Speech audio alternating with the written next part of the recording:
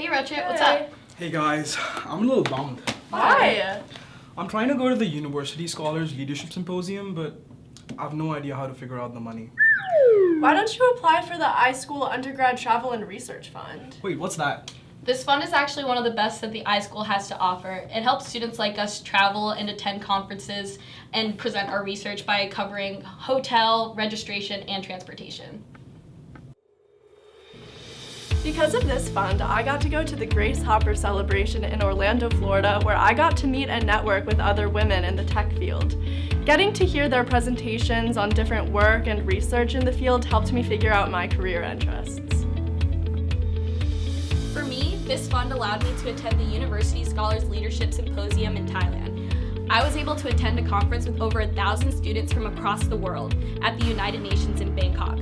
Not only did I get to present my research, but I also developed skills as a public speaker and leader. Your gift, no matter what amount, helps students like me to actively learn and engage in experiences beyond the classroom, demonstrate leadership skills, and commit to effecting a positive change across the globe.